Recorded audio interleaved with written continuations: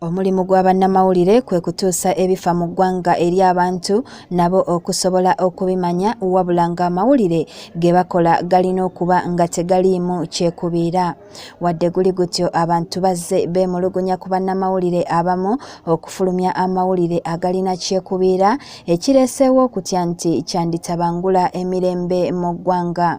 Wano amyuka RDC mu disitulikiti y'e Mubende Kiiza Tinkamalire wasinzidde n'abaako okuwabula kwawadde bannamawulire mwabasabidde okuwa abantu amawulire ge beekakasa. Ono kuno agasseeko okubasaba okwewala okubeera n'ekyekubiira mu mulimu gwabwe ssaako bulijjo okwebuuzanga ku bekikwatako nga tebannafulumya mawulire gonna. Amawulire aganaafuluma nga mugezengako nnyo okugasengejja. Gemutategedde bulungi mugezeeko okujja okutubuuza naffe tubawa amawulire ki amatuufu tusobole okukolera wamu amawulire ge tuweereza abantu gabe nga tegaleeta insecurity oba butabanguko.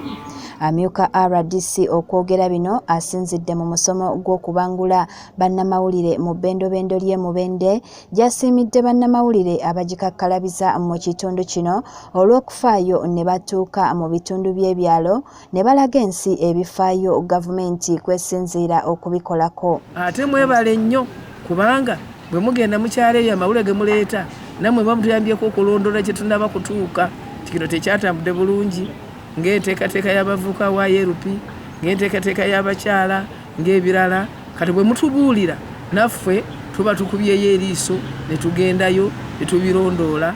Mu musomo gwe gumu ssentebe wa disitulikiti eno Francis Kibuuka Amoti alambuludde ku njawulo eriwo kati mu mulimu gw'amawulire era agamba gusobodde n'okuwa abavubuka bangi emirimu ensangi zino.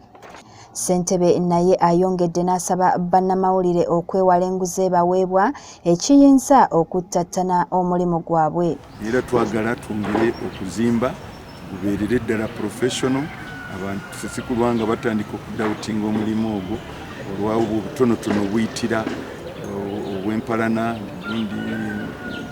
n'enguziguzi entonotono gyetu. Ekibiina kya Africa Freedom of Information Center kisobodde n'okulambula n'agamu ku masomero ga gavumenti agazimbibwa ng'eyambibwako bbanka y'ensi yonna nga erya Don Bosco erisangibwa e Kasambya mu disitulikiti y'e Mubende.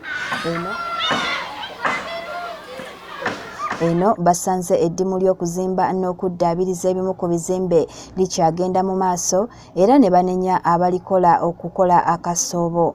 Bo abayizi basiimye gavumenti olw'okubawonya okusomera mu miti. Tubadde tusomera mu bibaati naye era bwe binaggwa tujja kubigendamu tweyagaliremu batuvudde mu bibaati. Twali bubi nnyo ng'abaana basomera mu miti.